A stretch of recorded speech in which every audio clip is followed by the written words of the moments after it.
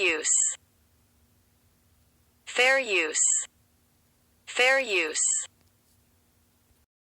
Possibly wrong with having the spirit of goodwill towards men and all this. Well, if you understand the truth behind the Christmas story, you're going to find out that the whole thing is wrong.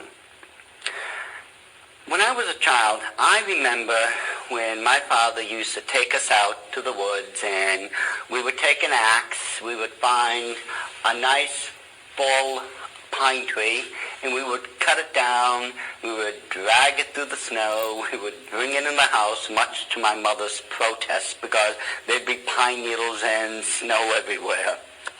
And then we would set it up on one of those metal stands so that it wouldn't move. You know, we made sure it was really good and solid. And we would deck it with gold and silver trimmings and everything. And, of course, you know, put the traditional five-pointed sow on top of it. And this is what most people, if they're from my generation, and most people nowadays, would have gone through that. I'm not saying that you will go out and cut down a tree. No, a lot of people like going for the artificial stuff. So what could possibly be wrong with the Christmas tree? Is there anything unbiblical or ungodly about it? Well, according to the Bible, in Jeremiah chapter 10, we pick it up in verse 1. It says, "Hear ye the word which the Lord speaketh unto you, O house of Israel. Thus saith the Lord." And folks, I want you to memorize these next 7 words. "Learn not the way of the heathen, and be not dismayed at the signs of heaven, for the heathen are dismayed at them. For the customs of the people are vain." Now listen very carefully to this. We're in the middle of verse 3. "For one cutteth a tree out of the forest, the work of the hands of the workmen with the axe. They deck it with silver and with gold. They fasten it with nails and with hammers, that it move not." Ladies and gentlemen, that's a Christmas tree. And right here in God's own word, he says, "Learn not the way of the heathen." When the heathen are the ancient occultists, they're also known as pagans. You are not supposed to be practicing any of this. God's own word makes it very clear not to be involved in this. And yet, there are going to be those people who's going to try to convince you, well, God's not talking about a tree here. He was referring to a plant or to something else. I've heard these arguments over and over and over again, ladies and gentlemen, and quite honestly, at this age, I'm sick of it. Because God's word makes it very clear. These people have gone out, they cut down a tree, they brought it home, they fastened it so it didn't move, they put all types of gold and silver decorations on it, they decked the halls with it, and this is exactly what we're doing to this very day. So don't tell me that this is something other than a tree, because this is exactly what those pagans were doing then, and that's exactly what we're doing now. And when we take a look just at one of these pictures, this is exactly what the Bible had been talking about. People had been trimming it and decking it with gold and silver and all these wonderful, beautiful items that are on it. The pagans, among other things, they would put little pieces of cake, candy, and sweet items on it. This is why to this very day we're putting candy canes and other things like that on it, because it's part of the ancient pagan practice of honoring the winter stag god. Now, as I just stated, Jeremiah makes it very, very clear that Christmas trees are not supposed to be observed. They have absolutely nothing to do with anything that is good or godly. Stag God. Doesn't it remind you of Lex's video where he's playing the interview from George Lucas? And George Lucas said what they used to worship, the ancient people used to worship, was it rocks and deer? That just came to mind this time when I listened to this again. So then the question is, why are we doing it? On top of the Christmas tree, and just about most Christmas trees, you will find that there is a 5-pointed star.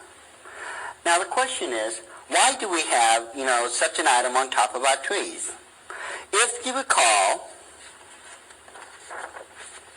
well, there's many different candies, little cakes and offerings and such here. All this is here because it goes all the way back to Nimrod. Nimrod himself, as depicted here, this is one of the ancient depictions on a relief of Nimrod. Nimrod himself, if you remember, was the stag god. He was considered the winter god. And just like at Rockefeller Center, where they have these huge Christmas trees every year, all lit up, at the top you'll find the traditional 5-pointed star.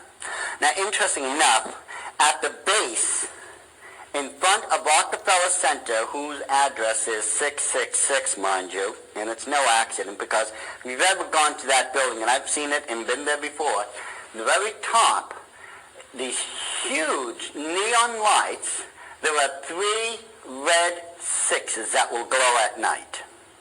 But at the base of this tree is a statue, and that remains there all year. And let me show you a larger version of this. That statue is the statue of Prometheus. Now, Prometheus, if you know your ancient Greek legends, was the one who stole the fire of illumination from the gods and brought it down to mankind. So mankind now had illumination or the enlightenment of wisdom. He stole the fire from the gods. So, why are there, among other things, Christmas lights on the tree? Well, you see, there's a lot of history behind this. You see, in the old days, people from the old world, like me and others, and from the ancient days, and the people who are practicing the occult to this very day, candles would be put on top of the trees, among other things, because it was the dark times. This was a season of the year in which most of the sun was gone and it was constantly dark out. Well, candles were lit that was actually used as a beacon to the winter god, so that during the evenings he would see those lights fly over and come around your house and bless the people inside of the house in your home for welcoming him back in. This is why the candles were used, and to this very day.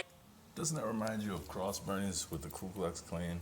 See, I gotta find this documentary. There was a documentary where it shows the connection between white supremacy and the occult, and there was a portion I remember where these guys were trying to claim that the Klansmen and the supporters of that are the true Christians.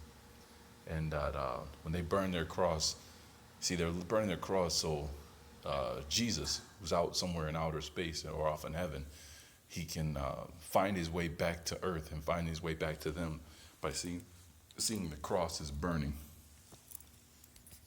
So that's interesting that, this is their correlation with them putting candles on their tree and burning them. We're still using these seasonal lights. We've got electric lights, so we've modernized the practice of welcoming back the stag god. We put them around the tree, we'll put them in the windows, and we have these massive displays outside in which these lights, according to the ancient occult practice now, is supposed to welcome back onto the earth the winter god. Now, part of the practice of Christmas is hanging, first of all, is the Yule log fire. Now this, the log inside of it is referred to as the Yule log. Now it's not called Yule for no reason at all. Remember, this is December 21st, the human night sacrifice of Yule.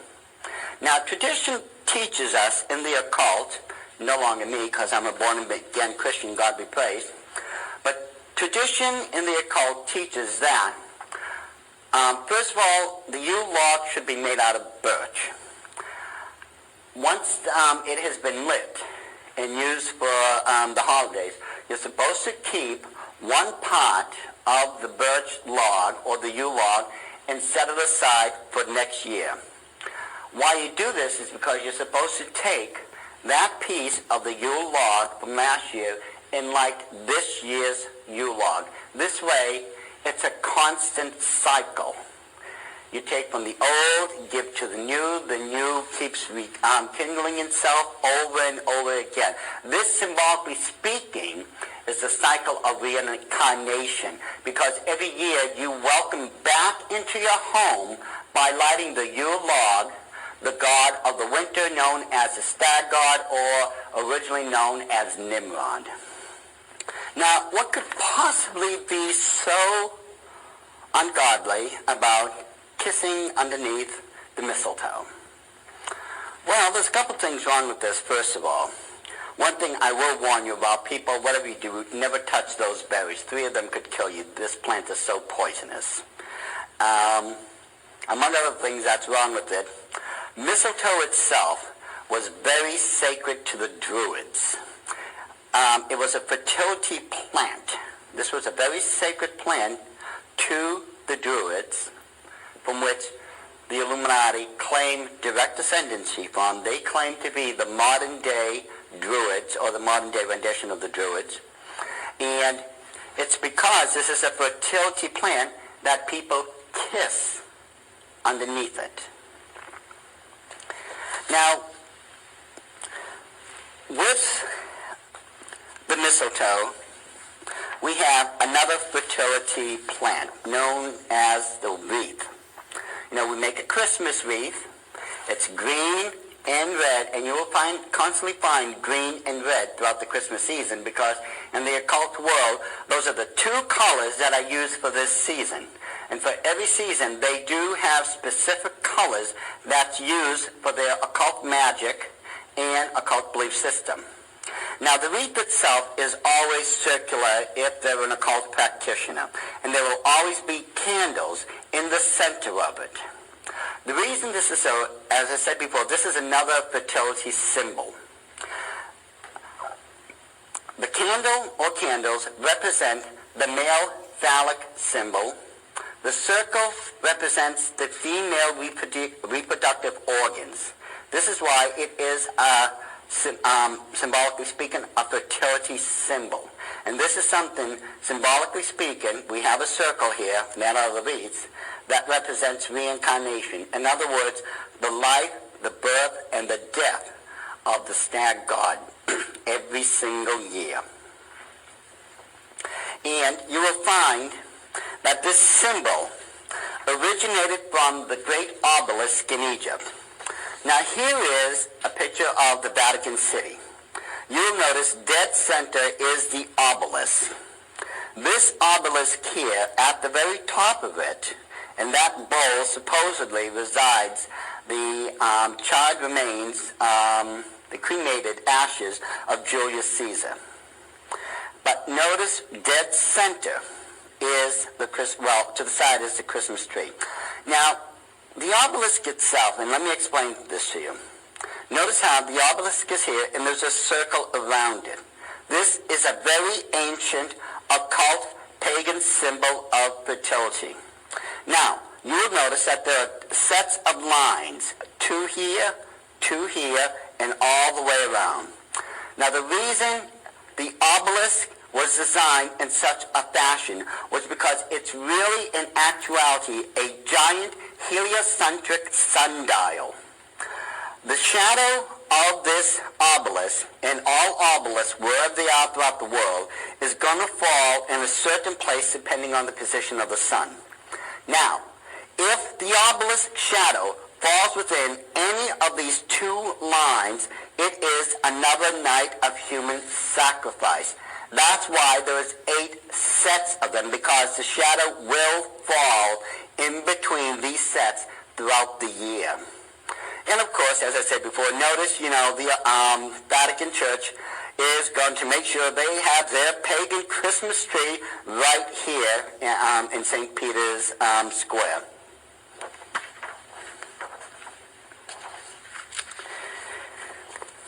And other examples of the obelisk we have here is one in Central Park in New York. This would be Cleopatra's Needle. Supposedly, this is one of the three needles that resided in Heliopolis when they were just dragged from Egypt and brought here to America.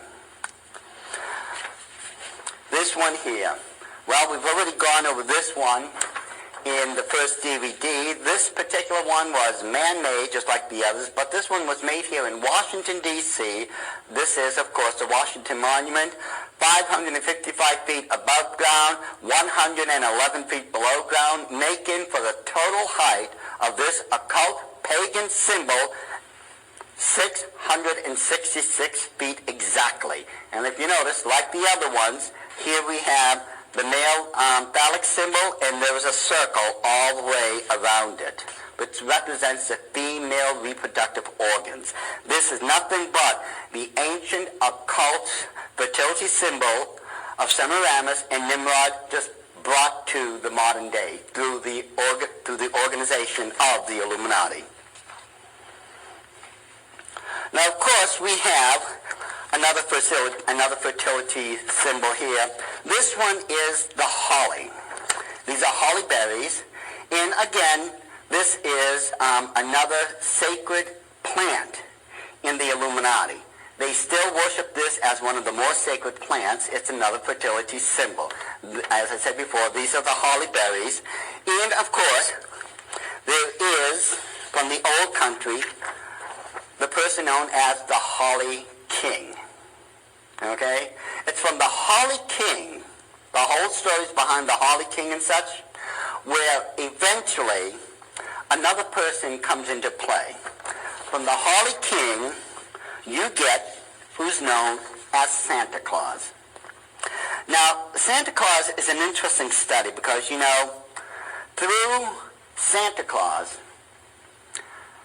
the Illuminati has tried to prove that they are like gods on the earth, through the myth. Now, when we go through the story of Santa Claus is actually supposed to be all-knowing. I mean, think about this. Doesn't Santa Claus know who's been good and who's been nice every single day of the year? That's one of Santa Claus's ability. He knows exactly who's been good and who's been nice, and he knows how this has worked for each individual throughout the year. Well, Santa Claus has the ability of being omnipresent, or just about, because... Remember, the etymology of the word nice means to be stupid and ignorant. On the night of Christmas, is he not able to traverse the entire world and literally just about be everywhere at the same time and drop off who knows how many billions of presents? Well, at least that's what the story tells us. And Santa Claus, his sleigh, if you notice, is pulled by 8 reindeers. Now, these are commonly known as stags. This is why, if you notice very quickly, people, Santa Claus is just another representation of the stag god.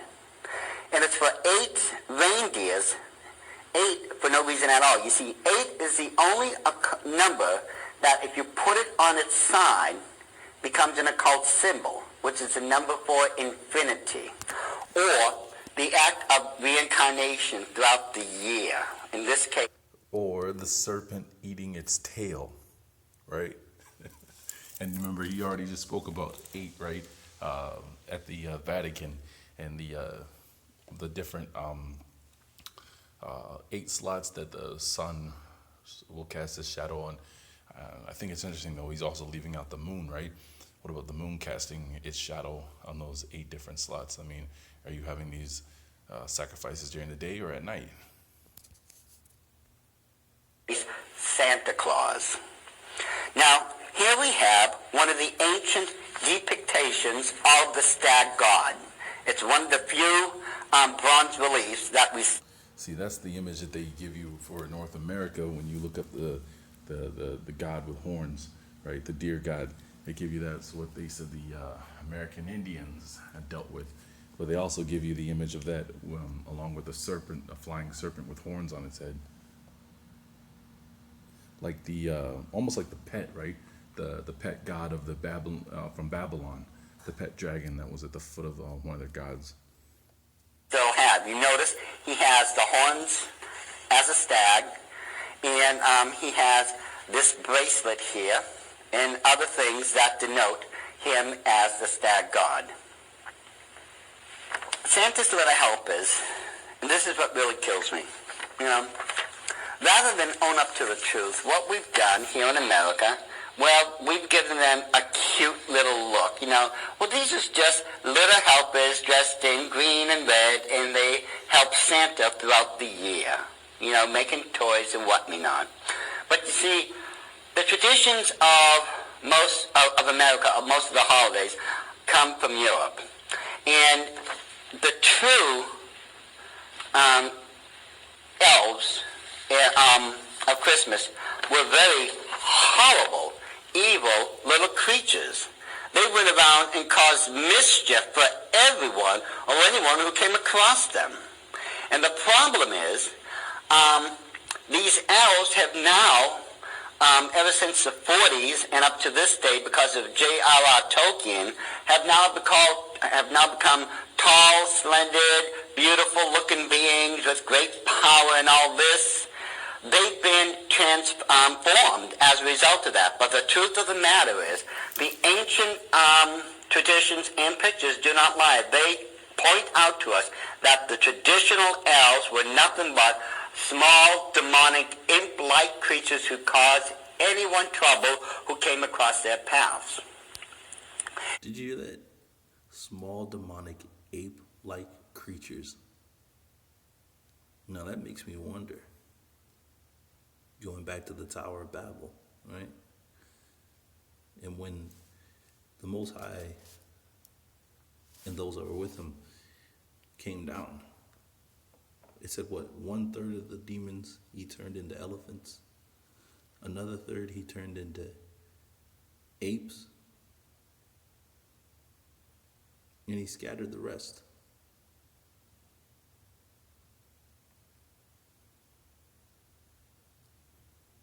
That makes me wonder. And there's a very interesting elf that you'll find in Scotland. It's around Argyll. This is a giant wooden elf. And if you notice, it is anything but a cutesy little... Yeah, look at that ape looking. Look at that. Look at that. Now that makes me really think I need to go back and read about the Tower of Babel again.